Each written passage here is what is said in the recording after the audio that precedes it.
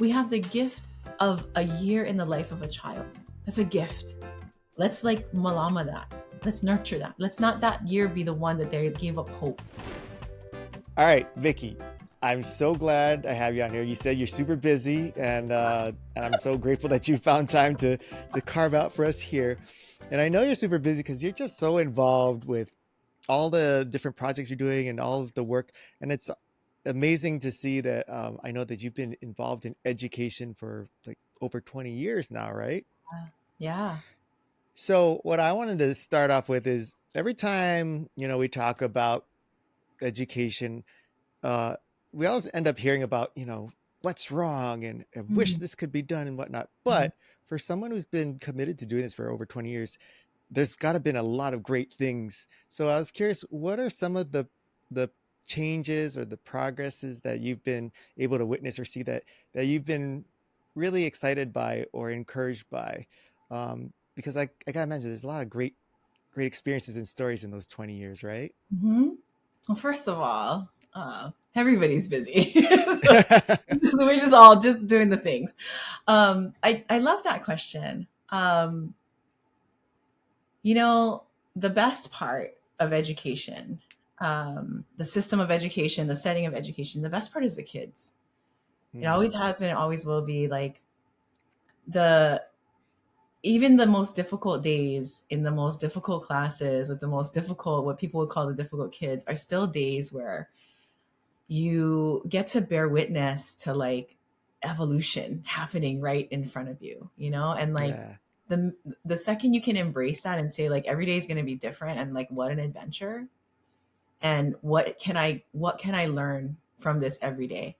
Right? I feel like what being an educator allowed me to do was to choose to continue to learn as my profession. Mm. Like I Were got you like a to be a learner every day. Were you always like, did you grow up kind of just naturally being a learner? Did you gravitate Oh, I towards was such a school? weird kid. Um, Well, just like you said, everybody's busy. Everybody's weird as a kid. okay, so where we grew up was like very rural. We had two television stations, and one of them only Holy came in clear smokes. if my dad held like the tinfoil rabbit ear antenna, and so we could only watch like 30 minutes of stuff because he would only hold His it for arm 30 doesn't get minutes. tired. Wow.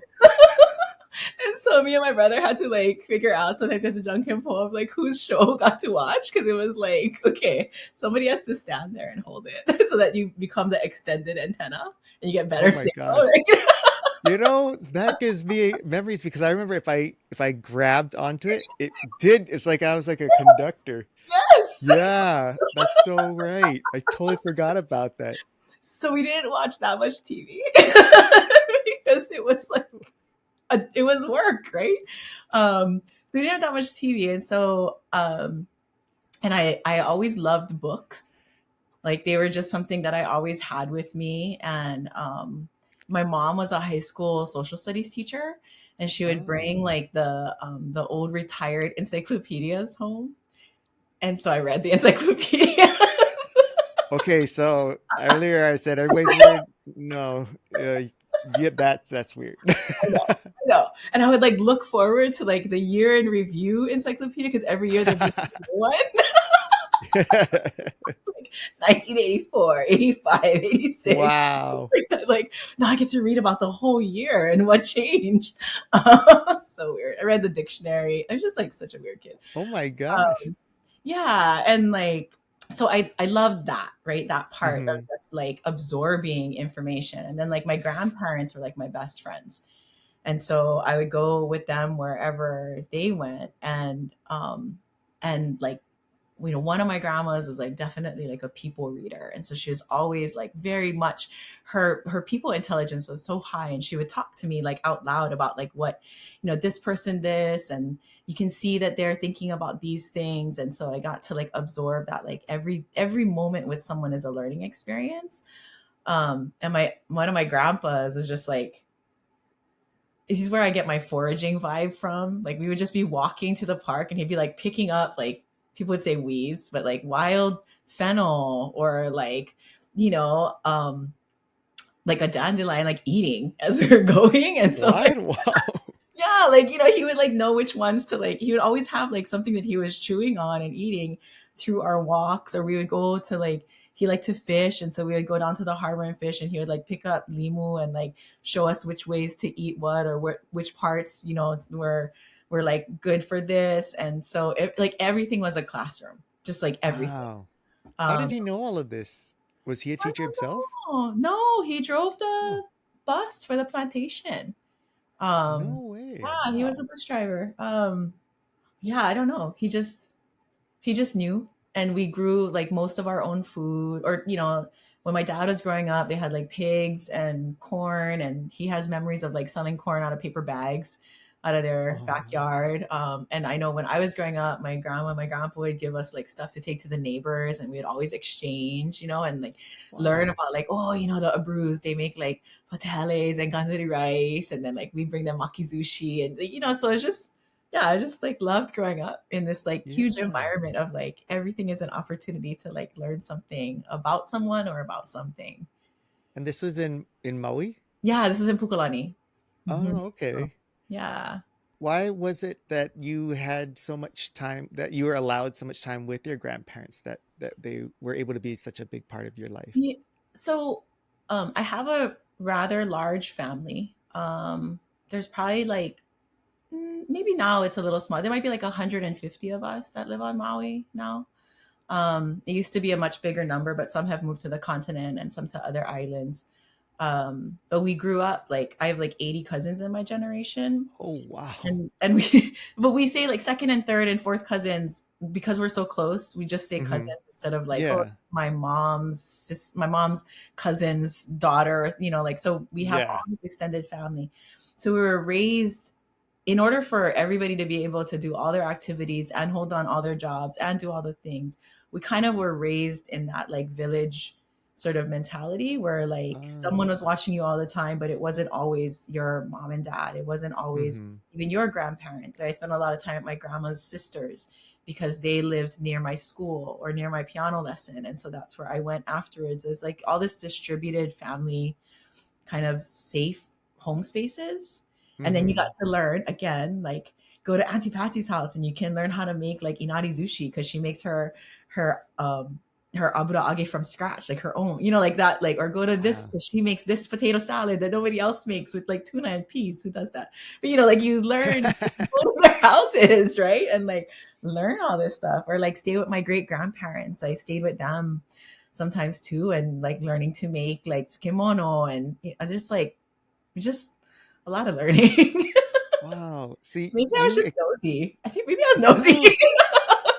no, no, but they had that in the environment. Like just hearing that, it sounds like such a magical time because I can't even imagine seeing that nowadays just because seems like everyone's so bit like you said, everyone's Yeah, so busy. yeah, And while we've used technology to make things maybe more convenient, it's kind yeah, of taken away that, just getting it, like you said, making it from scratch and stuff yeah. like that. Like I remember having those experiences with my grandmother, like, seeing her in the kitchen and such. But I don't think, our kids have nearly that much access. So it's I will yeah. say that I think people say what they will about technology and this generation and like how we're always in our phones or always this and we don't know how to be social, but like the capacity to do Zooms or Google Meets or like online meeting rooms during the and I don't know why it hadn't really occurred to us to do this before because I've always worked in ed tech and we've always had video classrooms, right?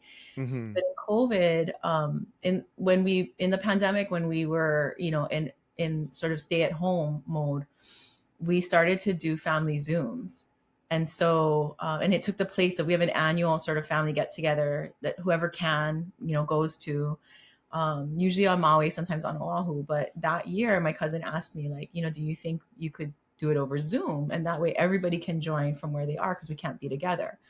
And I was like, cool, yeah, of course. And so, to see like all of our families together in a way that we hadn't been together in so long. And it was because Hmm. we were at home and we had computers and we were able to do that. And And then for me, it to occur to me as we rolled along that my grandma and all her siblings passed away. My grandma's like the matriarch of our family. She was the one that was like the leader of everything. But she had six siblings, and there's only one of them that's still alive after the pandemic and all of that. But she has always lived in California. And so, although we got to spend summers with them, we hardly ever saw them like regularly throughout the year. And I know it's always sort of a point of like nostalgia for them. And so, I still now hold a Zoom with them every month. And Oh people can wow. drop in and say hi to auntie and uncle. And, they get to ask about how people are doing. And it had never occurred to me to offer them that experience because they don't leave the house anymore. Oh Um, yeah. yeah, and so it's like really, I think I think that for all the ills of technology, connection is still connection, Yeah. you know, in the best ways that you can make it. In some way, the best way that you can is over distance and through a Zoom. Yeah. Why did your grandparents move to California? Oh no, that's my grandma's sister. Oh, I see, I see. She's Okay. always lived there after they got married. Yeah. Oh, okay. Yeah. Yeah. So those are my cousins that we just knew them as like the LA cousins that would come every Yeah. summer and stay for like 2 months. And then they Oh would, wow. yeah. Yeah. So they like lived in all of our living rooms. We just like moved them around the house. But that's how it was when we visited them too. We would sleep like Yeah. in the living room. And so yeah, that's how we traveled as a pack. So is Um, but your question having about like education, yeah, we started off as oh yeah, we're done with that. No, I'm just okay. kidding. I'm just joking. I'm just joking. I was like, I think that when people talk about like what's wrong with education, Hmm. I don't know. I mean, I guess the question is like in what are you evaluating it against, right? What would Hmm. make it right? Like what would success mean that you think that this is unsuccessful? Yeah. And so I think that there's a lot of reasons why the current structure that we have doesn't work well for whoever it's serving. Like it works well for some, but not all. And Hmm. most big systems are going to do that, right? Most big Yeah. systems are meant to like work well for who they work for. And then it doesn't include everybody. And the people that it doesn't work for, either there's another system set up to accommodate you, or there isn't one and you suffer in the current system. Yeah. So what I can say is that I think over the last like 25 years, I feel like our accommodations for those that the system doesn't work well for are getting better. Like we're trying Yeah. harder to understand how to help all kids. We're not great at it yet, right? We're still the best at helping the kids that the system already works for, which is Hmm. sort of like, do they really need that much effort and energy? We're like, no, that's what we're good at. We're good at like helping them be better in the current system because we know the current system well. But for the kids that don't do well in it, I feel like so much of the innovations or the deviations that have happened in the last 25 years are around place-based, culture-based, project-based, is to capture the energy and interest of those that are not necessarily that interested in school the way that it Yeah. exists. So that I think we're doing well, right? When we allow Yeah. that to happen, that's doing we're doing we're doing better than before. Um, Yeah. yeah, so I think that's what I would say. It's like I see those things. Like we're allowing for for differentiation. And I think Hmm. in some cases like entire schools that are focused on that so that you have an opportunity to see what else might work. Yeah. Yeah. No, I'm so glad that you shared that and pointed that out because when I look at especially the schools that that we've worked with and getting to see the different things that they're going through, seeing what our kids are going through at their schools, I often am catching myself going, I wish I had this when I was going to school. This is so cool. I would never have imagined that they would be okay with, you know, doing robotics and stuff like that. But Mhm. here we are, and like and seeing the engagement, and so um, it's really healthy, I think, to remember and point out and appreciate the good stuff Yeah. because I think a lot of our human nature is to just concentrate on the negatives, but then you don't get to appreciate all of the good. And so I love that you brought that up because yeah, when I think about it, there's a lot more cool stuff that I see in the schools now than when I went to school, and that's awesome. Yeah. Maybe humans are just cooler too now. I don't know. Well, No, I don't I know. mean, we Your made grandparents sounded pretty cool. cooler things now. I don't know. Yeah. No, you're right. My grandparents are super cool. I love it. Yeah. My grandpa's amazing. I'm like, you can eat that? Oh, you just did. Okay. Did you ever, was there ever a time where you felt like that they like if you ate something like that and you're just like you're crazy. Like I can't believe that I'm related to you kind of thing. Because that's the kind of attitudes I see nowadays in generations like, oh, you're so weird. But when I hear about these stories, it's like we talk so fondly about how grandpa, grandmother like could do no wrong. Did you ever have those memories of times when you're younger? Like, You man, my know, grandpa's weird. no, I don't think that I was ever like embarrassed by them. Yeah, I don't recall having those kinds of feelings about anything. I think I was just curious, like Hmm. always curious, like, and that's part of like being like reading as much as I did, wanting to learn things, but also just watching people and like Mm-hmm. being the kid underneath the table and like the um, political like campaign headquarters, those things, like just like listening, always listening and kind of hanging out. I was always the kid there as well. And I just remember like maybe people would find certain things embarrassing. Like we used to burn our rubbish, right? We lived that far in the country, like Oh burning wow. rubbish. So my grandpa we would rake up, my brother and I would rake up all the mango tree and avocado tree leaves. My grandpa would put like, the rubbish, the kitchen stuff out there. Oh, the chickens actually ate all the kitchen scraps. So there wasn't that much. But like everything that we could find to go into the rubbish pit. And then he would like light the fire. Mm-hmm. We'd be standing on, and it was like fun, right? Me and my brother, like, oh, Yeah. cool. We'd like play with fires, this huge bonfire. And it was like every week. And then like every week, the maybe fire marshal, fire captain would come and be like, hey, Mr. Tomita, you can't burn your rubbish, Oh, you're not supposed to? And he would be like, oh, yeah, okay. And then they would, sorry. And then he would leave. And it would like happen again. Like, oh, oh, hey, that's just rubbish, It was just like part of the like, huh. So Yeah. interesting. He has to come and say that, but they Yeah. actually are just gonna talk story and then they're gonna go. Like, cool. Like, just like understanding human behavior that way, I think was like really, really interesting. Um, yeah, and just I was recalling, I was telling a friend of mine yesterday a story. She asked about, like memories that I had or aha moments, things that Mm-hmm. stood out for me when I was like a child growing up. Yeah. And I was like, I remember there's all these like aha moments or realizations where I'm like, wait, that's not, everybody doesn't do that. Like, Mm. and one of them was sign waving.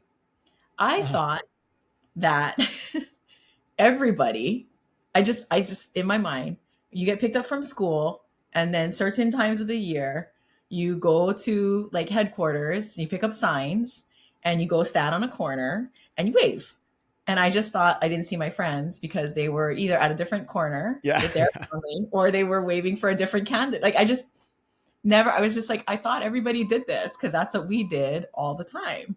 Right. Mm-hmm. And like, I remember asking my friends about it. They're like, no, we don't do that. I was like, wait, what? Like, this is not just part of like what you do after school, like in certain times of the year. And they're like, no, it's like only you. And I was like, oh. And then one of my friends, this was like elementary school, he was like, yeah, you're the only one that wears like other people's last names as your shirts. Oh. Like it's always like somebody's last name on your t-shirts because I had all campaign t-shirts and that's what he remembered. Wow. Like he How come you remembered were always even when we were in college, he was like, I still remember like you were the one that you always had like the campaign t-shirts on. Like that was your wardrobe. how come you were so involved with campaigns and stuff? Was it that your family was in politics? We never in office, but like Oh. my grandma, So like we answered like Senator Akaka's Maui hotline at our like house, like it was Oh, like we're always, so that's my Uncle Danny. That's like family friends. I was raised with their family. Prior to that, my grandma, like I met like Governor Ariyoshi and Governor Waihee and everybody through her, because when they came to Maui, they would visit her and talk story.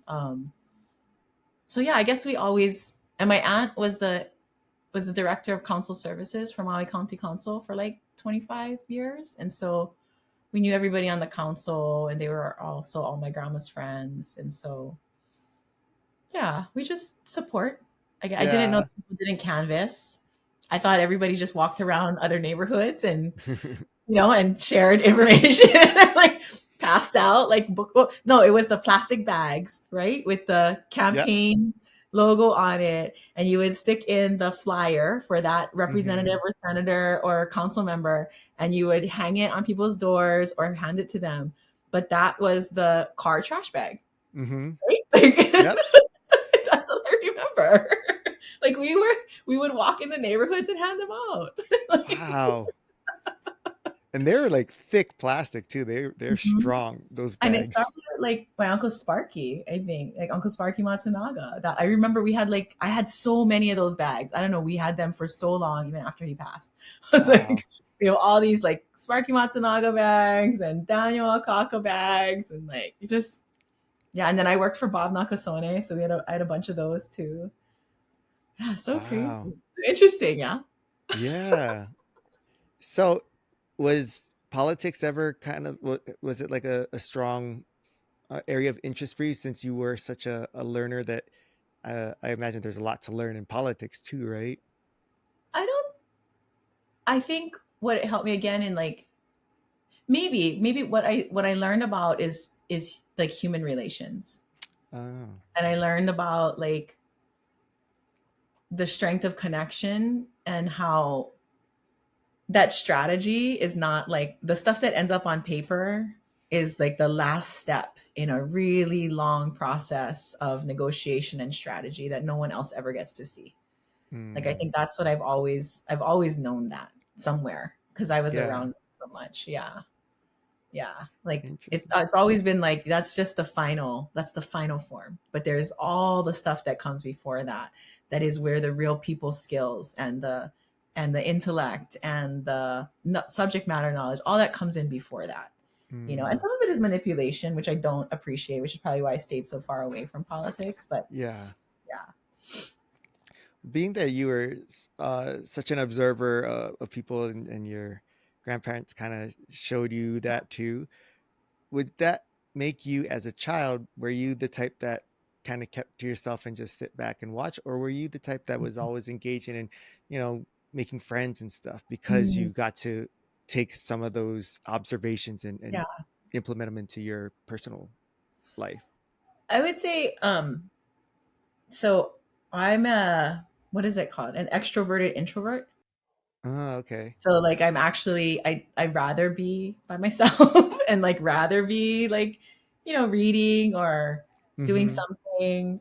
For a while I just did like extra math problems. My mom would buy me like math workbooks. Wow. So what you a weird kid. You are like every Chinese mother's dream. You were born into the wrong family. Except I hated school. Wait, So there's what? Okay, yeah. that's weird. So Yeah, how I come? know. I know. It's so that's the thing. I love learning and I hated school. And so that Why did also you is hate why I kind of school? went, um, I don't like competition. And a Mm, lot of school is about competition and like putting people's names on the board and getting check marks or not check marks. And sometimes a check mark is good, sometimes a check mark is bad. But no matter what, it's public, because like public yeah, shaming and public celebrate, like all of that, like is very against my nature. especially as an Trophies and introvert too, awards, right? yeah, like all of the, like all of that stuff is like I'd rather not. Mm-hmm. And and I think that because our society, or at the time, valued so much like academics and academic performance and grades and test scores, that I was like automatically in this group of people that was always sort of like celebrated in that. Oh, and yeah, yeah. and I just didn't, I was so uncomfortable. Also, like because I was in there used to be a gifted and talented program, like the GNT program, that they were trying to like invest money in selecting kids and giving them extra enrichment resources at schools. And so I was in our elementary school's GNT program. I just remember like everything was kind of regular and normal until about second grade. And then in second grade, we all sat in the cafeteria and took a test. And I'm sure I'm making a mo'olelo of this that maybe is true, but not completely factual. But in my mind, this is the way it works. Is like Yeah. in second grade, 100 of us sat in the cafeteria and took a paper test.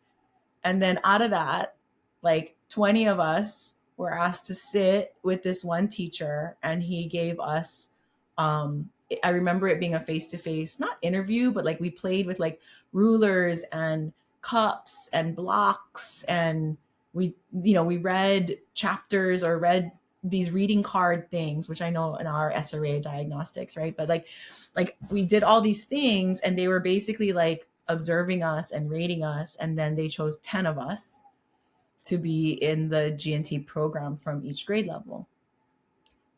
So what happens at that point is that we get our own classroom, like kind of on the other side of campus. We Hmm. spend most of our time in that classroom, not with our actual 30 people third, fourth grade class, but in that classroom. And instead of having to do like the same, I mean, maybe we did the same kind of like math, social studies, English, the like the stuff that was in the classroom, but we also like we had abacus competitions. We Oh, had like we did like 3D geometric puzzles for like hours. We got to build like paper airplanes and do like all kinds of like it was just, we had computers and nobody else did too. We learned how to type. We did, like, I mean, it was just like they loaded us with so much stuff in that small room. And hmm. it was great. Like we benefited a lot. But what happened for me was that my friends were still on the other side in the other classroom. And I Yeah. just watched the divide between us get like bigger and bigger. And I was like, wait, but if, and as an adult, I realized like if they had all that resource that I did, what would they have been able to do? Did I Right. actually need all that resource? Like, I would have done okay in school without all that resource. I would have still gotten good grades. I would have still, I think, because what I watched was it was like a track system. Mm. We were the 10 in our grade level from our elementary school. There was another 10 that we met at Sotoban competitions or abacus competitions that were from another elementary school. We were in the math competitions together. We were in the spelling competition, but they were the 10 that were chosen at every elementary school. And by the time we got to high school, we became the 30 that were the honors and advanced placement students. So like we were groomed. I Yeah. right? They would say no, they were providing us the opportunity to become, whatever. But for me, I was Yeah. like, I feel like we were groomed to Yeah. become that, right? Now, would I have been able to achieve that kind of success without that grooming? I'm not sure, but it felt like as a teacher, right? When I realized that the system had done that and selected for me so specifically and for my friends, like I was like, what an inequity. Mm. Like it just felt like I get it, and I'm so grateful for all the experiences, and yet what if every child thought learning was fun like I did, Yeah.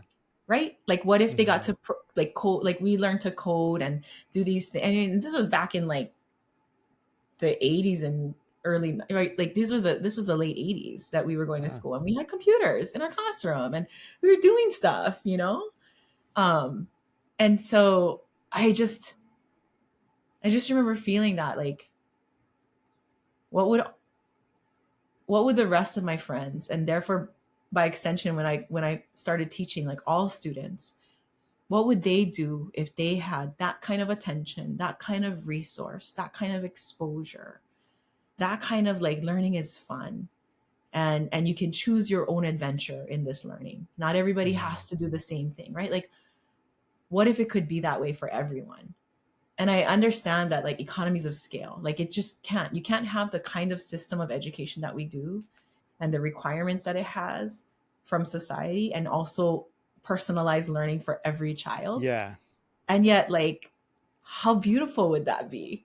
Right. Right? Like, so anyway, so that's kind of, and that's why I love the lab school so much, and I taught there for, I was there for almost 20 years, like Wow. 15 years at the lab school, because I just, a school that will treat every subject as importantly as every other, a school that will say that you must take 7 years of art, just like you take 7 years of math, just like you take 7 years of PE, like a school that will say that Hmm. and say like it's all equally weighted. Oh, and we don't give class rankings. Oh, and there's no advanced placement, there's no honors, there's no remedial. You're just in seventh grade.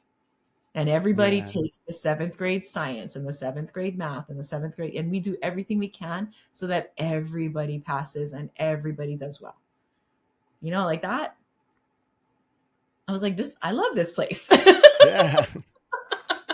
I used to hate when we would get graded on a curve Oh because my then I gosh. was like, but if we all did well, there's still going to be those who didn't do as well, and we're going to be way at the bottom because we're not part of this, Right. curve. I Yeah. used to be very upset with that because I was always at When the people say bottom grade of it. right, grade on a curve. I'm like, no, no, no. You want them to re-norm. You want them to do like Yeah.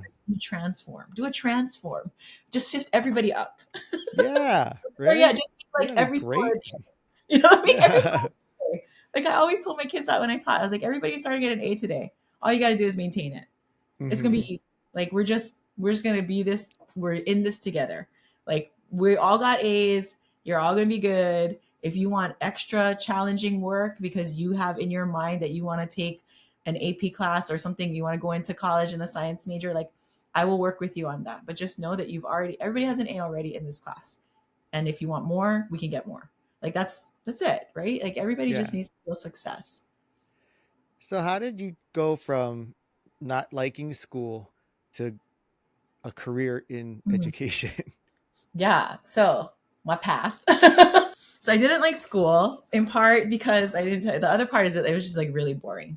So Oh, school is even super with easy. all of Yeah, oh, school is super wow. easy.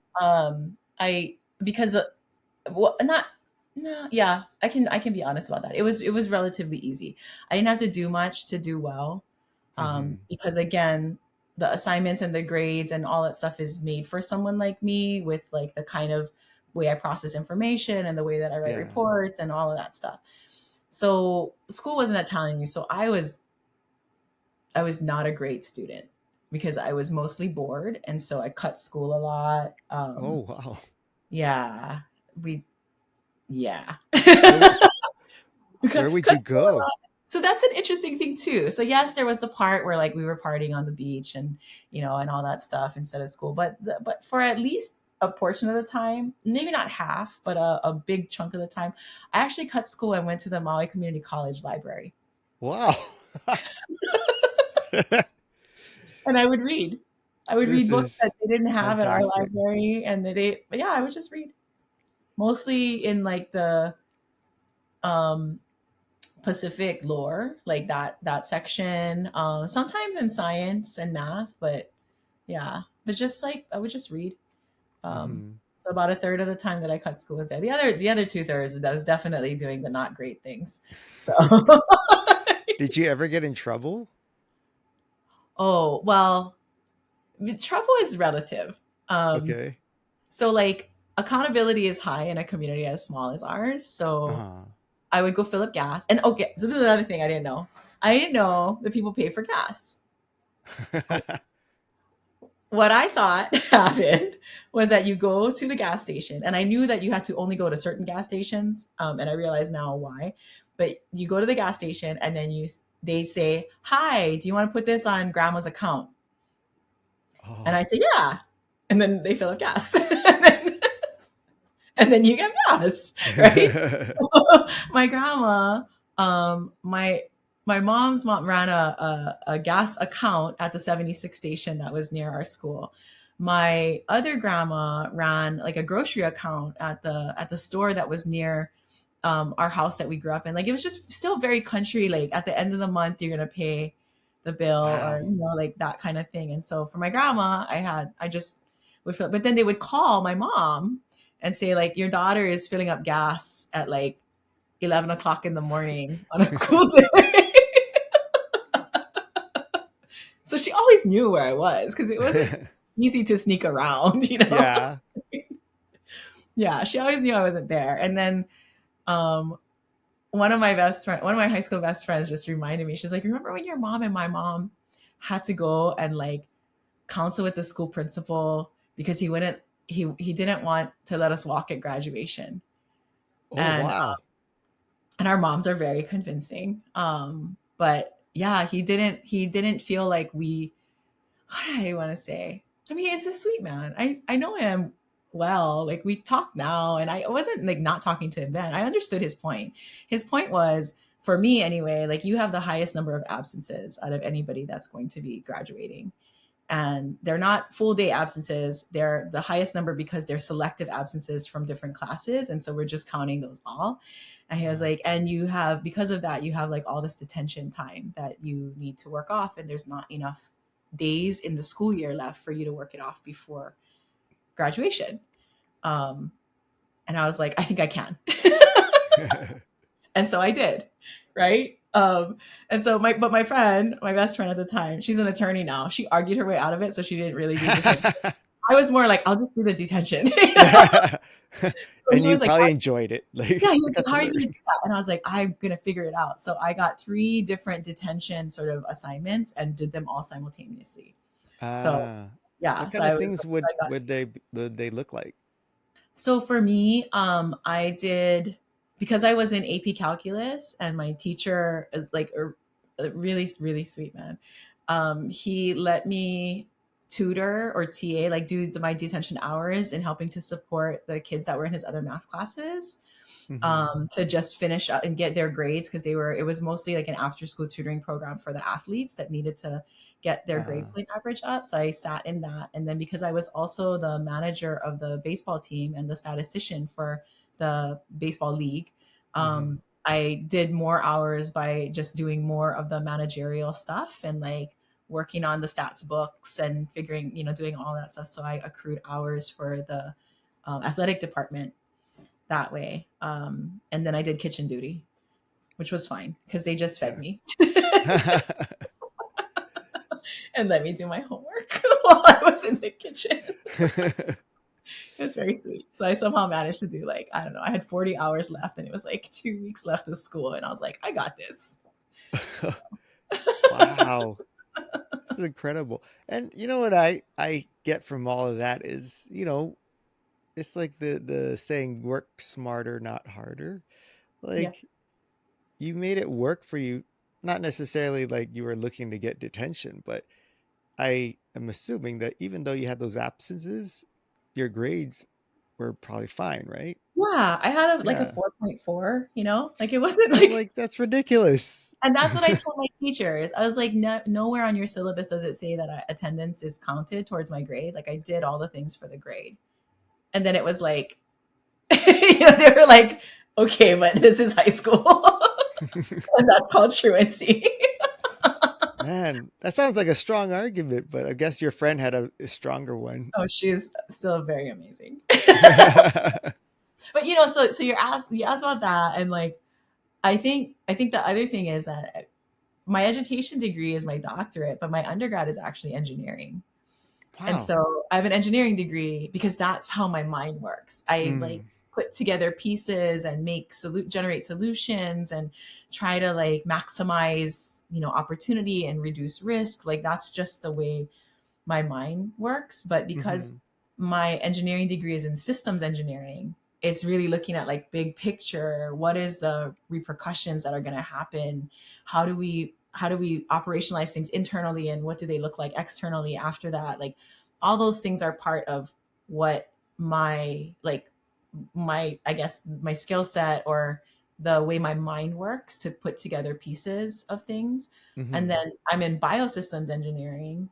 And so it's really about how do we learn from the systems that exist in nature so that we as humans, like for me it was beginning to correct some of the wrongs that we have put upon the earth, right? The mm, extraction and the pollution and all those things are really important to me. How do we treat water with respect? How do we treat land with respect? How do we look at like the beauty and the potential that's in every plant and like maximize, like, is that edible? that one's not, but that can be lay. That one is the, like just those things are like, are you sure it's not edible? Because grandpa Yeah. tried and Yeah. he's allowed. Yeah. We can probably do it. Like maybe it's famine food. Like all of Yeah. these things are like, what happens when I remember he would like, oh my God, we had like government cheese and like it was, it would get like moldy or he'd just scrape off the Oh. top, be like, well, that's penicillin, just eat the rest of it. And later on in life, I was like, kid, not penicillin. But like, I was so fascinated by all of that stuff. And biosystems engineering, I always tell people it's like my favorite things. It's bread, it's wine and beer.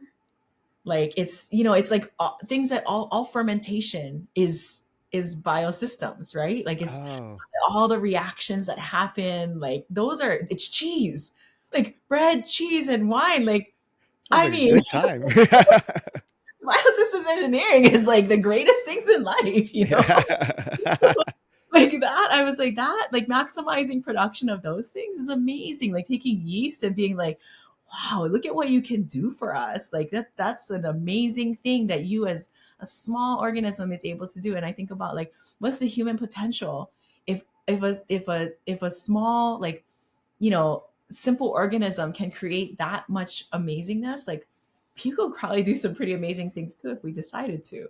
Hmm. We can also do some really incredibly harmful things. And I think that's what we've Yeah. decided to do too, with all that Oh, power, that's so our sad. intellect.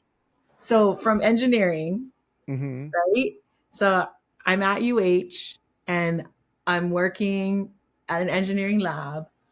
Um, and one of my advisors on one of my projects, she's also a biosystems engineer, chemical engineer with an emphasis in biology.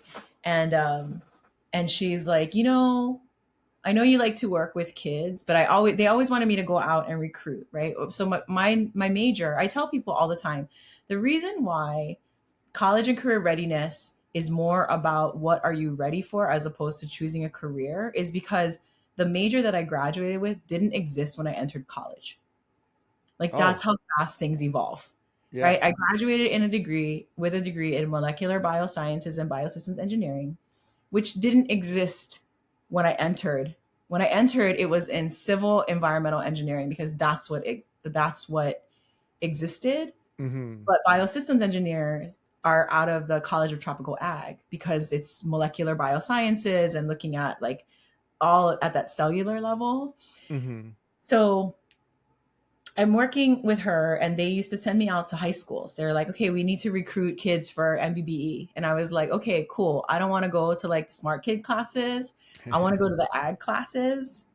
I want to go to like those, like, and talk to those kids about if they are interested in college. I want them to know that there is a major, or there are a few majors that could be what they are looking for. Engineers are people that can design engines. They're, people that can put together solar heaters. They're like those are the things those kids are learning in those shop classes and the ag classes, and they could be engineers if they wanted to. If they Hmm. wanted to, I just don't want them to think that that's not an option for them. And we have all this financial aid for kids at UH. So she saw that that's what I love doing, and she was like, there's an opportunity to teach at the lab school. They're looking for a chemistry teacher. And she explained to me, I said, well, I don't have a teaching degree. She said, no, that's why the lab school is different. They want subject matter experts teaching the classes, not teachers that learned about the subject matter. So they don't want a Mm. science teacher that went to school to become a science teacher. They want a scientist to teach the Yeah. science classes.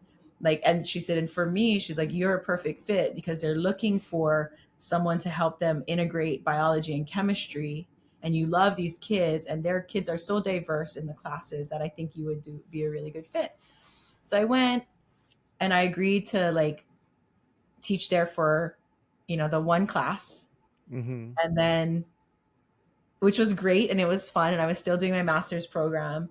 And then one of the teachers went on maternity leave and was like, oh, could you take over my classes while I'm gone? So we worked on plans, and it was like my first time teaching sixth grade. Up until that point, I taught 11th and 12th, which was like really my jam. And then Yeah. I walked into a sixth grade class, and I was like so intimidated because they're like little, but they're not, they're like babies, but they're not. Like they're just, and like, so I taught six, and they're so rule oriented. Miss, you cannot chew gum. Miss, you cannot wear a baseball cap. I'm like, I what? I can't? What? Like, they're just so like, Miss, you gotta put in the attendance. You didn't call in attendance. I'm like, oh my gosh, like so much pressure. Like, high school kids never scolded me about anything. But the middle school is like, Miss, you're not following the rules. And I'm like, okay, teach me the rules so that you guys are happy. And then I'm gonna teach the class. So I started teaching, I took over her line, which was sixth, seventh, eighth, sixth, seventh, and ninth grade, and then she decided not to come back. Oh wow. And so they were like, can you hold this line for the rest of the year? And I was like, probably not, and still go to school. So I paused my master's program and took over all the classes, and that's when I just never went back to the master's Oh program in wow. engineering. Yeah, and then a year later, there was a project that we were working on between Stanford, Berkeley, UCLA, a company called West Ed, and UH. And those professors came to the school, and basically they had teams recording in my classroom for like a year. And they were collecting data for the study on like questioning strategies. And then after that, they said, apply to our schools and come and work on these projects because we want you to be in our doctorate programs. So that's how I ended up at Stanford. And still got to, like, I took classes at Stanford, UCLA, and Berkeley because we were part of this cohort that came out of this project. And so it was Wow. cool. Yeah, half of our classes were distance because we were sitting at Stanford but taking a Berkeley class, or we were sitting at UCLA and taking a Berkeley class. Like, it was really cool. Um, Where did your degree come from then? What, because you're at all the different oh, schools it's throughout. Stanford. So I was admitted into Oh. the Stanford Curriculum and Teacher Education program, and Mm-hmm. that's where I have my doctorate from. But we took classes with all. So when people are like, oh, like these professors at these different places, like, oh yeah, I took their class, and they're like, how, you didn't go to Berkeley? I'm like, oh no, because they taught our class at Stanford because we were part of this group. So it's really Wow. cool. What a Yeah, neat it's thing. fun. Do you remember the first day of class that you taught? Like when you, because, Yeah. yeah, what was that like? Um, I was so this was that kind of like the typical mo'olelo of like um I was being coached by the school administration that I can't let the kids call me auntie or by my first name. Like, it has to be Miss Tomita. Like, Yeah. you have to draw a line. You don't. And I remember I was it was during lunch and I was crossing the parking lot, and then I one of the other teachers asked me why I wasn't in class. And I was like, They thought uh, you were a student? yeah, because I Oh, think wow. I was like 24, and so when I started teaching, maybe was that how old I was? 24 or 25, yeah. And so, I mean, I don't know. It was just like really, it was an interesting time. But I remember the first day. Yeah, the first day I got asked what I was doing out of class, and I had to explain like, oh, I'm the science teacher. Um, and I remember the kids. Like, I'm still that first class that I taught. They were 11th grade back then, and I still see some of them, and they're like, they also, some of them have PhDs, some of them have Wow. um, you know, are MDs, and we talk, and they're still my first class. They're my babies. Um, Aw. but I do remember they were just like, "You're our teacher." Like, I remember that. I was like, "Oh yeah," but I co-taught, and I co-taught with a veteran teacher who had actually been there a long time, but they were trying to get, I guess, his content updated a little bit, and Hmm. he really wasn't that interested in the science part. He was more in the technology and like distance learning part. So he was doing some science lessons with other schools, and he wanted to use that classroom. So he was like kind of the main teacher, but then the kids, I think after the first day, were like, "So really, you're the teacher, and he's gonna sit there on the computer." And I was like, "We're just a team. We're just gonna Yeah. do this together," you know. I tell you what, though, the first day I realized like how different it was. I was like, maybe it was. We started school in August.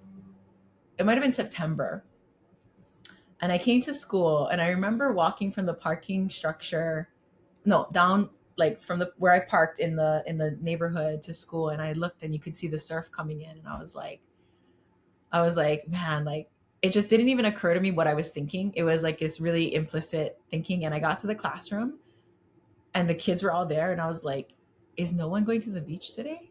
That was first period, right? I was like, I'm like, everybody's here. Like, are you guys not going to the beach today? And like one of my kids, who I now know because she's a water polo mom on the same team that my dad, so we're water polo moms together.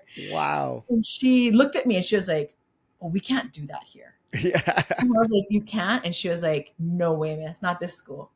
If you don't show up to first period, they're already calling your family. It's not like other schools where it might be like, after lunch by the time they call. This Yeah. school, 5 minutes after the first class starts, families get called." And so she was like, "Nobody cuts school here." And I was like, wow. you're, you're like, I kind of want to cut school as a I know. parent I was right like, now. I don't want to go to the beach. I think I might have even taught class outside that day because I was like, no, Oh, we should just go outside. It was yeah. just a beautiful day. I did a lot of outdoor learning. I just, I was like, I can't believe we're all here. That's so crazy, you guys. Like, you're amazing. Yeah. Congratulations. A for the day. You're just here. Was there a certain feeling or experience where you felt like, okay, I'm hooked. This is where this is what I want to do. Oh, I think the thing is, I think I always loved being in like collaborative learning spaces and like seeing people weave their own understanding and me seeing insight from other people. Like, again, that people watching thing. Cause even when I was like in high school, like I used to cut school so much, but I never missed church on Sunday because I taught Sunday school. Huh. And so I might miss school the whole week, but I would still go for Dharma school. Mm-hmm. I remember I was like in 11th grade and I was leading like a second grade class. And so like I always loved that part, you know. Yeah. This was the school structure part and the like, this is ridiculous. I can memorize this on my own. I don't have to sit here. Like, it's a beautiful day outside. Shouldn't we be doing something different? Or like, I'm just tired. Why can't I sleep? Like, I already read the textbook, like that kind of thing. Um, Mm-hmm. but yeah, like I always loved like being with other learners in spaces. Again, like Yeah. yeah, even for Temple was always a place where like I learned a lot because I would read like the teachings of the Buddha, and I know nobody else did. We just went to church because it was social. That's what we did, and we were with our families. And then on Wednesday nights, when I was like maybe junior and senior year, we had meditation sessions with the reverend, with the minister. Mm. He would invite high school students that wanted to. There were only like four of us that did. Um, but again, I wouldn't go to school all day, but I would not miss the the experience of learning at Temple, with the minister.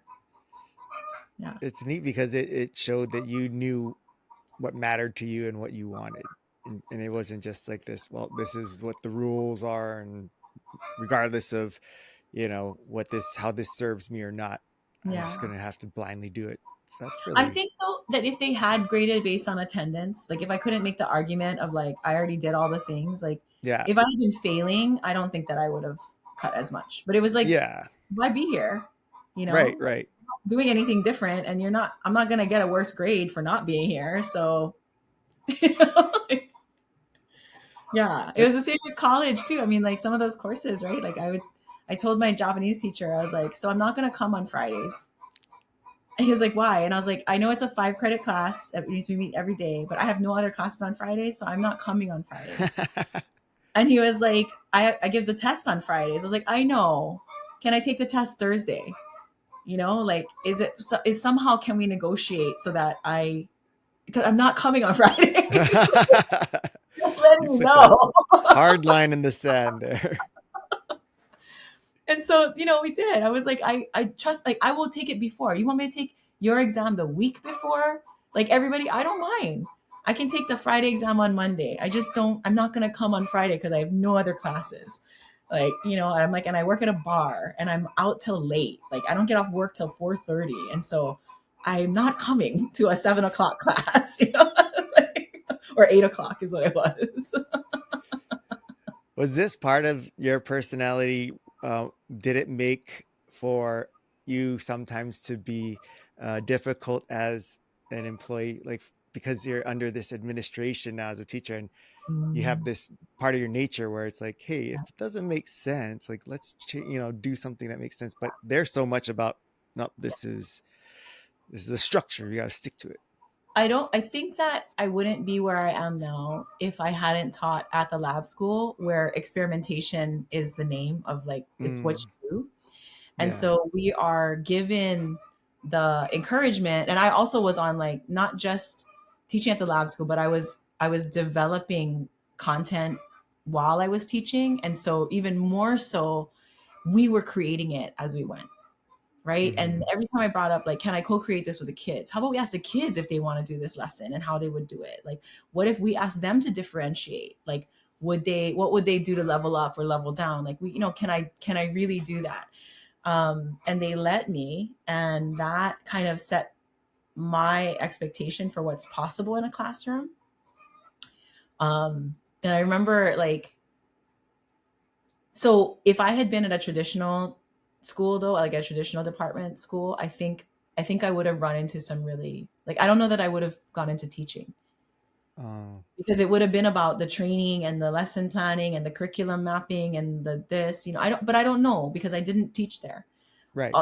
My familiarity with that system is from being a student in it and then from being a teacher and administrator that supports other teachers in it, running programs for the department and hearing all the stories about the confinement and the restrictions and the deficits, and Hmm. so what I bring to that is like, how might we hack that, right? Like, let's hack it.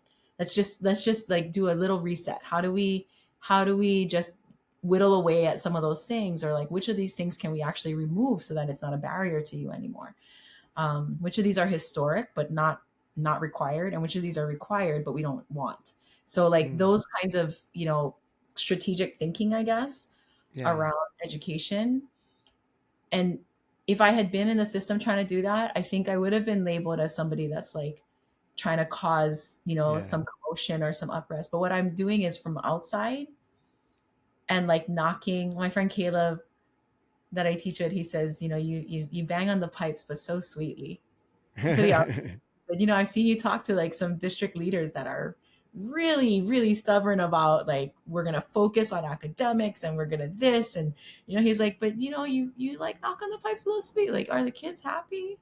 Are all the teachers Mm, happy? Do you feel like they're gonna look back at this experience and be thankful that you made it so unpleasant for them that like they hate school? Like, and again, the ones that it works for, it works for. What about the kids that it's not working for? Can we try something different for them? Just try, right? For 1 year, can we try? We have the gift of a year in the life of a child. That's a gift, right? Like you get to be with them for a year. hmm. Let's like malama that. Let's nurture that. Let's not that year be the one that they gave up hope that they could succeed or that they could, like I'm like, it's such a gift. Like we have to treat it that way. And Yeah. yeah, I don't think that if I hadn't been at the lab school and really been encouraged to see that every child is talented in their own way, and that's what you get when you equally weight art and music and performing arts and visual arts and math and science and physical education. If they're all weighted equally, then everybody gets a chance to shine in a different way that they Hmm. wouldn't in a traditional school where the core is math and English or math and Yeah. science, right? In Right. this case, like the kids, like, wow, you're so talented in art. Like, let's see if we can help you with math by going to art because we know that you have talent there, right? And the school's so small that we were able to talk about every child in every grade level once a month. Our guidance counselor was like, our dean of students was so good at that. Our entire grade level would meet and we would go down all 55 kids or 56 kids in the class and everybody would chip in about what was happening. So you would get Uh, to hear like, this kid's doing really good in my class, or he's doing terrible in my class. Or in the case of like, this kid's doing poorly in all classes, okay, red flag, somebody find out what's going on, maybe something's mm, happening at home, right? And yeah. so we cared so much about each child and each child's success and each child's happiness. And I think I take that with me everywhere, even the biggest systems. Like, you have 10,000 eighth graders in the state of Hawaii. Do they all feel like somebody cares if they're happy?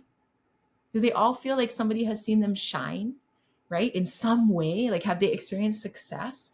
And if not, then how can we package that so that it's Mm-hmm. like every teacher can do it or every kid can do it even when they don't have a teacher in front of them? How do they see their own success? I don't know, but we can try, you know? And so that's kind of what like one of the small projects that I'm working on with the DOE right now is like, how do we get like every eighth grader to think about their purpose and to derive like even a short course sale plan for like, what am I going to do in the next year Mm-hmm. that helps me find me? So Where, sorry. Yeah. how did you get to this um, understanding of how to deal with people, like when you're talking about dealing with those is it, was it legislator or whatever, the Yeah. um and you bang sweetly on the pipes, because the way I hear how you presented it is it makes it relatable for them to come to the decision or an idea themselves, Yeah. versus I think it's our nature to go, here's the idea, you guys should do this Yeah. instead. And that's where the conflict comes, because then Yeah. there's resistance and such. And um it feels like nowadays, like there's so much conflict and distance between collaboration of coming to a solution. It's either you're too hard-headed or you're too stupid to like. But the way you presented it just there, it sounds it gives this vibe of, hey, everyone just wants the same thing, something good. We just Mm-hmm. have we need to figure out a way to come up with the right Yeah. solution that everyone wins. How do you come up with this way of doing it? Because I would love for others to do that, and if we can learn from you, maybe we can have better communications out there. So, although I think it's all those pieces we talked about, right? Like my grandma, so she ran a collection agency. That was What? our family business. Oh wow. And So you she can must not have been imagine, very popular. actually, though, she really was. Oh. Because I would watch her, same grandma with the political campaign headquarters, all of that. Um, I would watch her talk to each client and just say, like, well, how much can you pay towards this? Let's not go to court. Like we don't want to do that. We don't want to garnish. We don't want to do that. We like but it is going to go there if we can't Mm-hmm. make progress on this. And so what can you do? So I remember like and just treating people with decency. Like these are families that we know. They're not just names on a paper, Yeah. right? We're the only locally owned collection agency on Maui. And probably like my mom was on the board of the collection agency statewide for a long time because we were one of the only ones that that for that long. Mm-hmm. The company was sort of started the same year that I was born, and so I think in that too, like I was incubated by my grandma in that setting of like, this is a hard thing, this is a hard business, but you can be gentle in it. Yeah. Not everything has to be about like take you to court, garnish your paychecks, like do all. These are people that we see in the grocery store.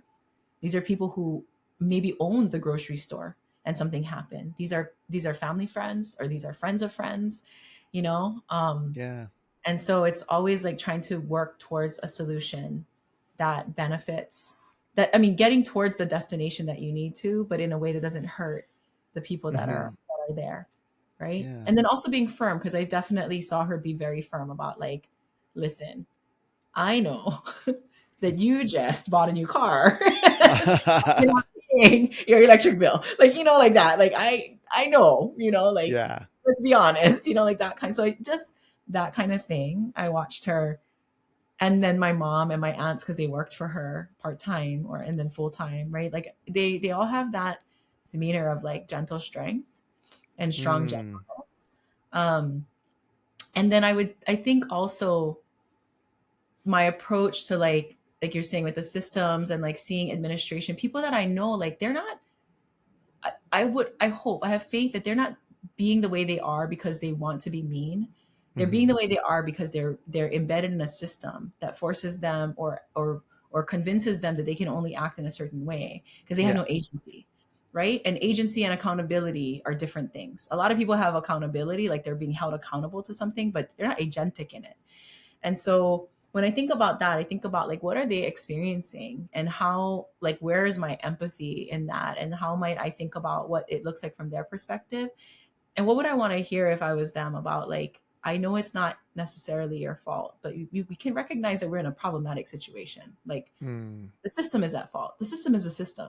It's not you, but you are perpetuating the system right now. So let's try to like think about how do we just hold the door open a little bit wider so the kids can fit through, you know? Mm. And I think as I came to in my journey meet people like Herb Lee with Pacific American Foundation, who has like hired me to work on the first curriculum project, and that's how I got to be part of the Kaho'olawe like education collaborative, and then Nainoa Thompson and Polynesian Voyaging Society in Hokulea, working for him for years, and understanding what they negotiate and the muscles they build in navigating not just the canoe but people relationships, political Yeah. relationships, like international diplomacy, like all of that is part of what you learn. And then Uncle Pono, Uncle Pono Shim, like learning from him, he helped me to put phrases. His practice comes in phrases that are so easy to remember, and I would be like, wow,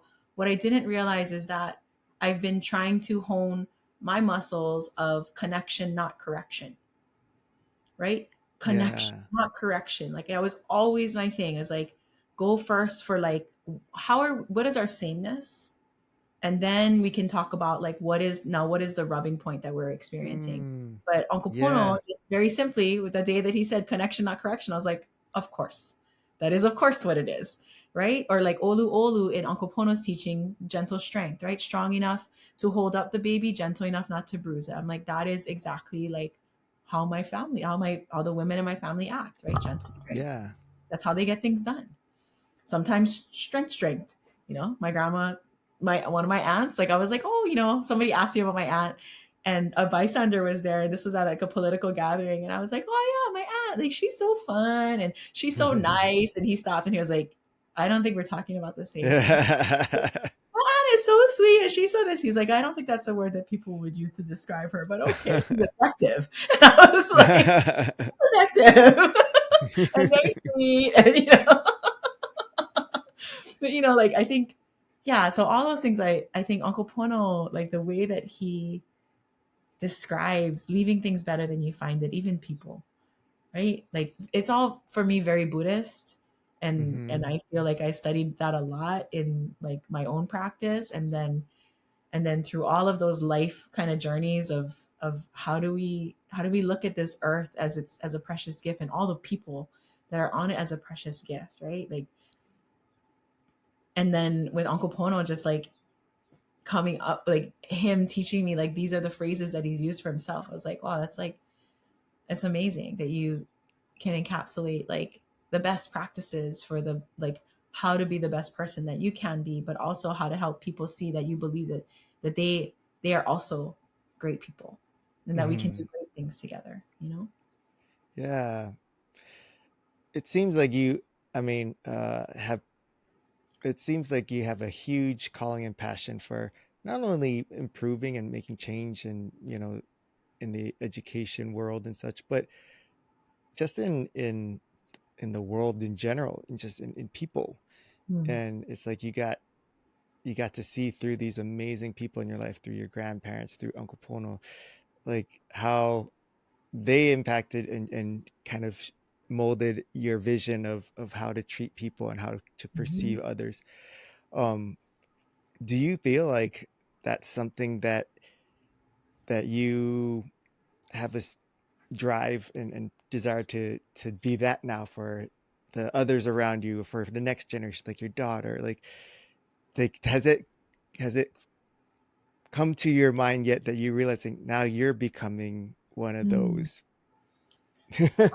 I know. I tell you the candid thing about my daughter. My daughter is amazing. I had nothing to do with it except for just like happen to contribute half of her.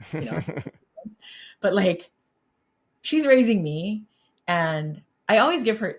So I'm definitely about choice because I didn't feel like I had as much choice growing up. Our system chose, like the G&T program chose. They did all this stuff, and I never wanted her to feel like she was forced to get good grades. I mean, of course, we want to encourage it, but I never want it to be like a burden. Like school shouldn't. I've seen what burnout and stress does, particularly if Yeah. it's Stanford, right? For kids, like suicide rates are high. Like it's just so with my daughter, it was always like we talked through choices. And and when we made it, we were making a decision about schools. And so I was describing like the different schools that she was going to choose from in middle school. She had a couple of options. She got tuition waivers and scholarships, and then there are charter schools that she got in, like, so I said, well, this is my opinion of these schools and what their strengths are. And she said to me, she said, I know you don't agree. This is not your preferred style of education. And I said, yeah. She said, but I need to be in an environment that holds me highly accountable for assignments and work. I need to be in a place. She said, I am not intrinsically motivated. I definitely Wow. need a lot of stick.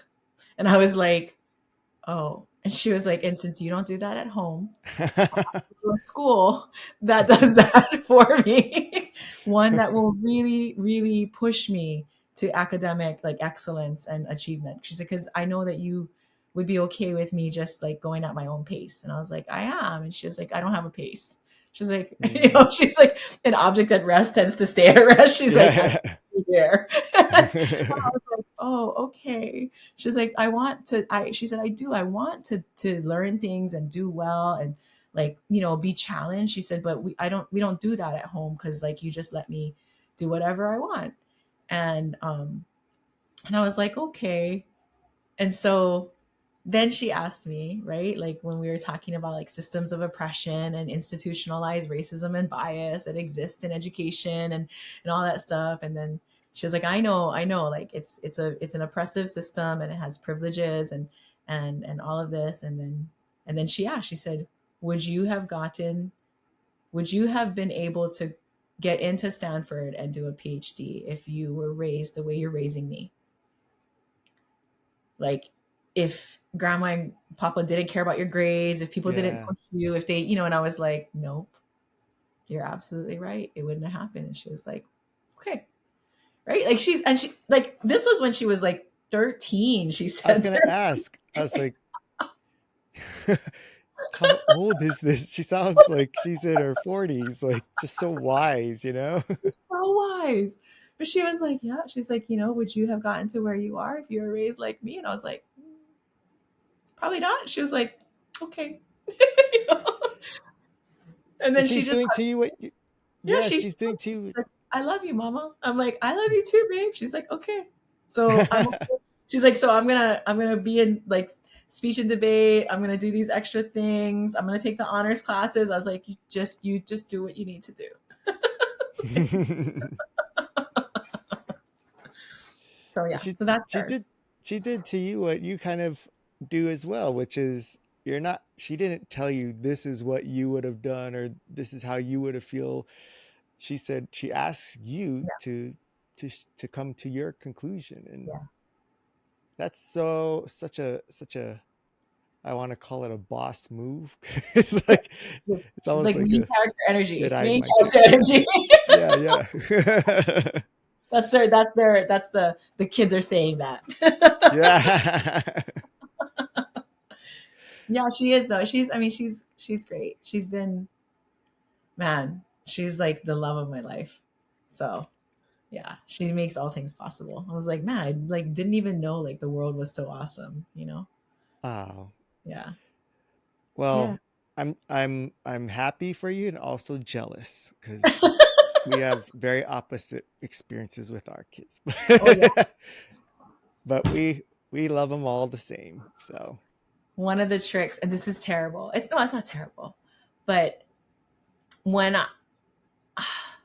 I used to be so much better at working with kids. I mean, I still am probably better at working with kids than I am with mm, adults. Like I really, really didn't like working with adults. So when I first got into like professional development and like having to train teachers, it was the worst assignments ever. Like I just was oh. like, ugh, teachers are the worst students because they like know everything. And then I got like the year two, I've been teaching since you before you were born. And I was like, and you Oh feel my like that gosh. makes you better at it than I am. Like, okay, like I'm not sure what that has to do with anything, but okay, you know, and And like but there's this time where I was like, okay, I'm gonna have to work with adults. How do I help myself feel towards adults what I feel for kids? With kids, all kids, any Hmm. kind of like just endless forgiveness and patience and like, oh, you need an extension? Oh, you need like another week for your thing? Oh, you didn't do any of the homework? Oh, okay, like let's just sit, let's do it, right? I'll stay with you. I mean, my kids, the ones that I work with now that are doctorates in education too, they're like, you used to come to like softball games, like our legit softball games, and in between innings, like when our team was at bat, like tutor the kids that were behind so that they didn't have to like, stay up late at night. Like they were like, you did everything. Like they remember like sitting in the back of my truck with me in between innings or in between games or whatever it was. I would come down to the theater if they were practicing, and just like, I need two of you. Like I need, and one time I worked with the basketball coach and I got the whole basketball team in my classroom on Saturday instead of at practice. Cause I was like, listen, Wow. you guys need this. Like, I get it. Yeah. But you need to spend the time. I'll release you to basketball practice, but stay here for an hour with me. And they thought they were going to get punished, right? Like, I fed them breakfast. We did a Oh, couple of lab things. And I was like, I just need for you to participate because you missed so much during the tournament. Like, we have to try our best to work with you where you are. And for adults, I just could never bring myself to do that. why is that? I was like, you should know better. Like, how come you don't know better? Like, you're an adult. And then I realized after all those years and now seeing these kids become adults, I'm like, everybody's a kid, right? Like, everybody is still Hmm. learning. And by kid, I don't mean that they're young. I mean, like, we're still in that development stage. We always Yeah. will be. Even the most stubborn of us still has room for growth, still has Hmm. room to like evolve and learn and needs someone who believes in us and believes that we can be a better version of ourselves, even if today is not that day. And Right. so that, I think it took me a long time to see that like adults have that too. Like, You say that so begrudgingly. like, okay, adults can also change and be different. They're not like final form, you know. And so that's something that I also had to learn. And the trick that I have is like, when people talk, I'm like, oh, he's like a kindergartner. Got it. Like, look what I can do. Like raise your hand and you're like, okay, what? And you think they're going to say something relevant to the discussion. They're like, do you know this restaurant that I'm like, Yeah. okay, so that's like a 5-year-old, right? Like you've Yeah. just raising your hand, not to actually say anything that has to do with the conversation. You just want to be heard. Like, You okay, just, yep. sure. Like, so just, or like middle school, right? I'm like, oh, that attitude and like the mood swing, like we got something going on. Something's happening at home, there's some emotional things happening, like there's change of life things happening, I don't know what, but like this is obvious, like this is a middle school thing that's happening. And then you get like the senior crisis, right, where like at the end of my career, and what am I going to do, and like what's the Yeah. next phase for me here, like that kind of. I'm like, everybody is like that. We're just all in these like evolutionary like trajectories, and everyone needs someone that will just allow them to be who they are, and also say like, I hold a mirror, and then when you look in this mirror, like I see the best you, and so I hope you can too sometimes, right? Like, Wow. yeah, Well, you have put a lot of your experiences and your passions behind some really incredible, programs and initiatives. And the one that I got to be a part of is the Foundations of Aloha. yeah, And it's such an incredible program. So I wanted to at least dedicate a little bit of time for you to share a little bit about, what it is and why you do it. Because I looked at it as it's a lot of work. You guys put a lot into it. And then I kept remembering going like, and it's free? Like I don't get it. Like and in experiencing it, it was just like, wow, there's so much aw, value to this, aw. So I wanted to let you, share with us a little bit about like why it came about and what it is. Yeah, so Foundations of Aloha is our, as you said, free community learning program. It's just the door that we hold open for anybody, all ages, who wants to join us in practice. And the practice is built on Uncle Pono Shim's Aloha Response and Higher Skills Academy framework. And so that journey for him, he is the grandnephew of Hawaii's renowned healer and storyteller. She is known as the keeper of the secrets of Hawaii. Her name was Pilahi Paki, and she shared with the world aloha, and not just aloha as an ambassador of it, but aloha as a deep spiritual practice.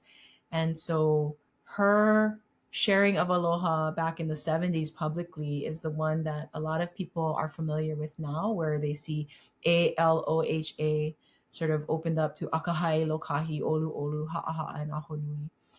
She had many students. Uncle Pono is just one of them. He developed his specific line of practice based on the version of her practice that she gave to him. And we, as his students,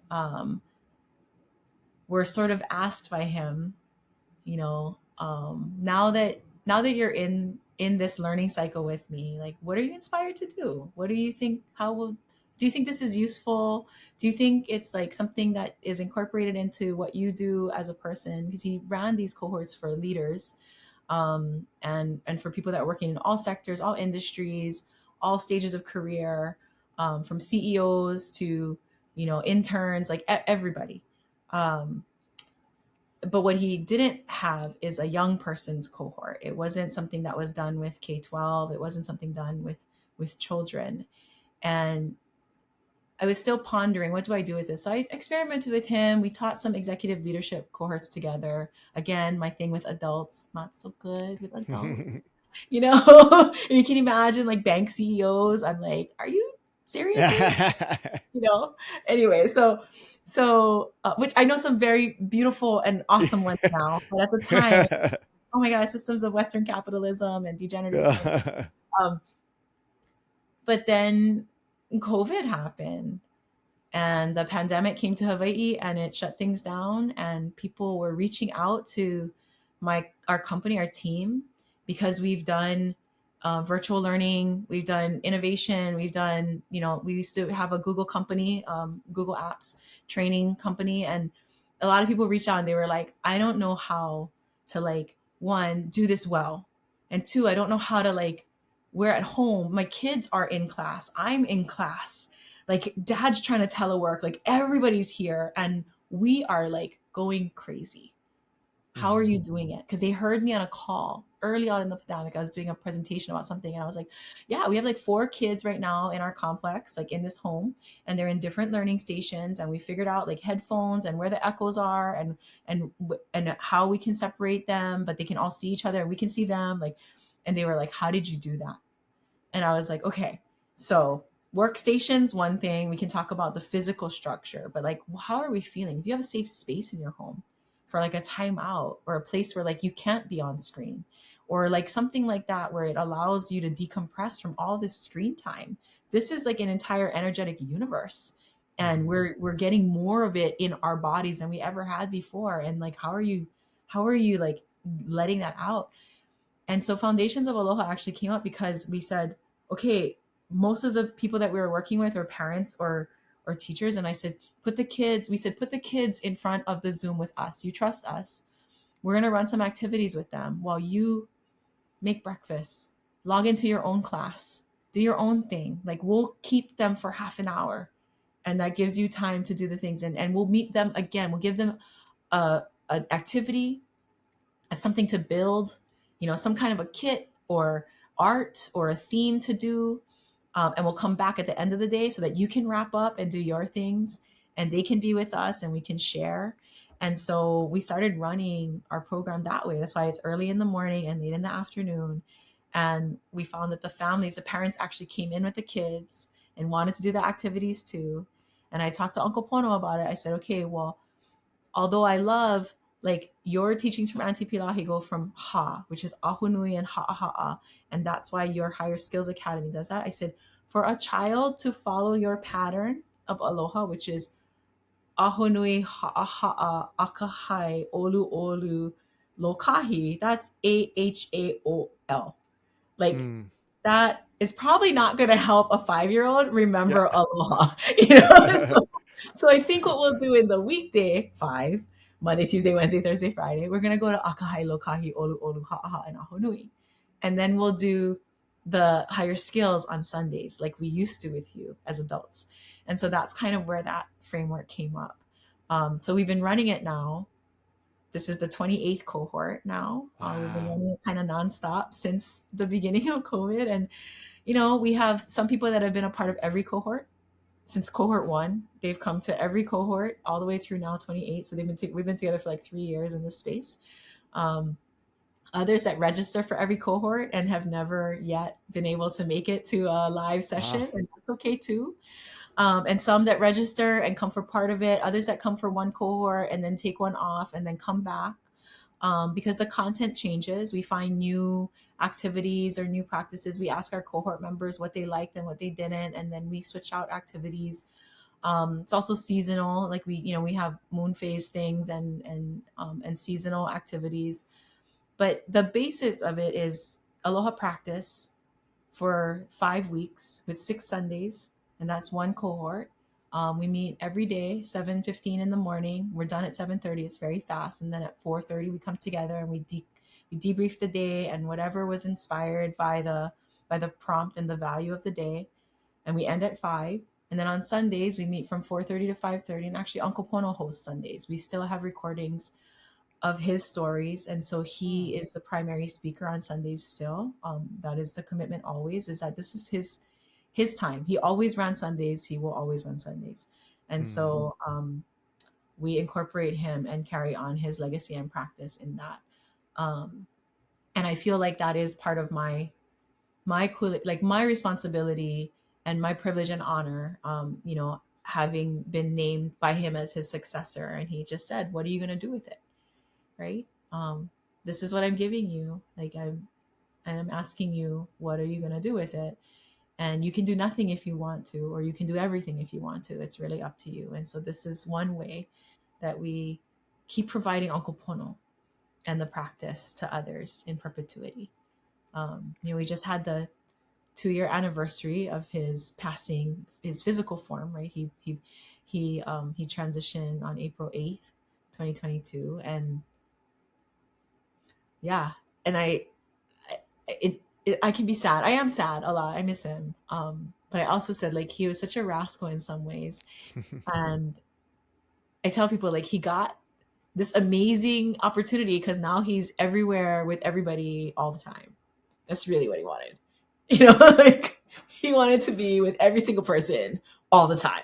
And now he can be because everybody's like, oh, I felt Uncle Pono today, or I heard Yeah. his voice. I'm like, see that guy? Now he's everywhere with everybody all the time. He's like the real life Obi-Wan Kenobi, like while he was here, incredible stuff. Yeah. But in taking the next form, even more Mhm. influential. And oh man, I'm sure he would appreciate being called that too. Oh, I'm sure. With his Jedi mind tricks. Get it? It's like almost, yeah. I know why. I mean, he had his reasons for putting so much of his time and energy and efforts into trying to pass these on and Mhm. make the world a better place. But for you, aside from wanting to honor him, what is it that fuels you, and why is it that you have committed so much to helping our kids and students, helping the community, and trying Yeah. to spread, make the world a better place? What is your motivation for you to do this? Because that's a lot that you've been doing. You know, well, I mean, one, it's love, right? Like it's just love. Like everybody deserves love. I told you how like I was terrible at school, and tried my best to fail in all kinds of ways, and I never could because people just love me too much, you know? Oh, yeah. And I think about the gap between me and the next person who doesn't have an entire network of people, or even that one person who cares so much about them that they see that they're being self-destructive, or that they're undermining themselves, or that they're selling themselves short, or that they're all, making bad choices. Like, Hmm. if we can all become that loving person for at least one other person, then everybody will feel loved. And I think so many things about the world, the inequities, the injustices, the feeling like we're better than everybody else, and that's colonization, right? When we talk about imperialism and colonization, it's the feeling that you know better than someone Hmm. else how to run their systems, how to govern them, how to use the resources, how schools should be done, how church should be done, which God should be worshipped. Like, that's what colonization is you feel like you know better, Hmm. right? That's not love. That's correction, right? Not connection. Yeah. And so I just think that, like, so many of the pain, and like so much of the pain and trauma that we experience as people could be alleviated, or even, you know, eradicated with love. And aloha practice is the practice to go from where we are now to that state of like love. And so I and people can do it in their work, they can do it in their homes, they can do it for themselves. It's the hardest thing. And so I feel like you're right. Like, my passion is like to just, I just want everybody to feel like they belong, and that they don't have to hurt other people, and they don't have to take from other people in order to do that. They can't fill the hole inside of them with other people's stuff or with other people's pain. They can only fill it with love. That's the only thing that's actually going to heal that. And I don't and I know I'm not 100% healed in that. Like, we're all healing from something. We all have Yeah. trauma. We all have days where we don't love ourselves and we don't love other people. But I think that by just sharing people, like, the combination of like love and grace, love and forgiveness, like, you are not kind today, forgive yourself. Recognize that you weren't, forgive yourself and move on. Tomorrow's a different day, right? We can Hmm. always try to be better. And so I think that because of the work that I do and in the systems that I am in, it's important to keep telling people, like, this is not about you being a bad person. This is about our systems not allowing us to be the best people that we can be. How do we do that? Right? How do we provide for Yeah. each other in the best way that we can, so that everybody, as Uncle Pono would say, like, everyone should feel like they have a safe place to call home. Yeah. Yeah. That's it's like I feel like I just went to church and I want to stand up and say, "Amen." Yes. Like I But it resonate starts so with much. you, right? What was that? Like, it starts with you. Yes. Like, and that's the hardest part, is that we don't I I have loved all my kids that I have taught so much more than I love myself. Hmm. Right? That's why I say I see infinite potential in them, but I don't see it in myself. Right? Self-harm, affliction, like all these things, like those are things that we deal with as traumatized and healing people. But what I see in kids is like, I want you to know how beautiful you are and how loved you are. And that's what Uncle Pono saw in me. That's what he saw in every single one of us, right? And Hmm. so I'm like, okay, that's a vision that we can have for the world, right? He was the one that kind of encouraged me, like, you gotta work better with adults, and I'm Yeah. like, Yeah. but they're so nasty, like, not all of them. It's so funny. There's people just the opposite. Like, I can't work with these kids, man. These guys they're crazy. They're so They mean. can be, right? They can be. They have Yeah. so much energy. Yeah, But I yeah. love what you Yeah. said, that adults are actually just kids too. Like they're not much different. It's Mhm. just they're still in their evolution phase. Yeah. And That really changes the perspective. we all are seeking that safe place to call home. Hmm. It doesn't have to Yeah. be physical structure. It might be a person. It might be a particular industry or job, but like that place where you feel like you are valued and you belong, and that you are like contributing, you know, Hmm. that like you matter. And so, yeah, I think everybody deserves to feel that. Yeah.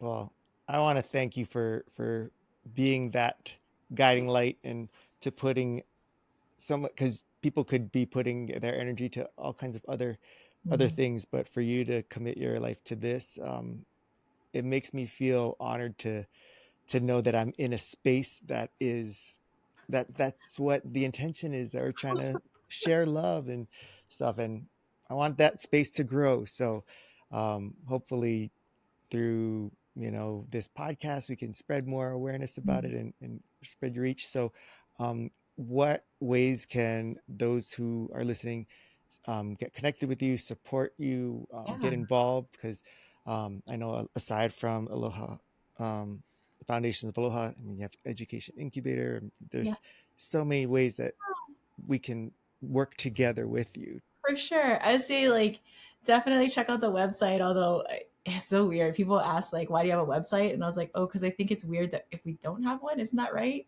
Like we Yeah. don't seem like a legit company if we don't have a website, but we don't do anything with it. So like if you go and visit eduincubator.org, it talks a little bit about our programs. We may or may not be doing those anymore. But no, I think like it's kind of it gets a feel for who we are. And the range of programs that we have. Definitely check out Foundations of Aloha. We run cohorts every 4 to 6 weeks in cycles and rotations. And so right now we're in the middle of cohort 28. The next one will start, I think, in May. And so we invite anybody to be a part of that from anywhere in the world. And you can contact us at info@eduincubator.org for any questions that you might have about any of our programs, or just to like reach out and talk story. We're here for it. Awesome. Well, I think I've taken way more time out of your that I had promised, but I couldn't stop talking to you because I just loved it. And so I'm so grateful to you, not only for what you're doing, but that you've uh, given us this gift for this last hour and 45 minutes or so. So thank you so much. I really, really appreciate you. Oh, thank you, Nolan. I appreciate you, and I appreciate the time. Thank you so much for allowing me to share and to share my chickens and cry and do all.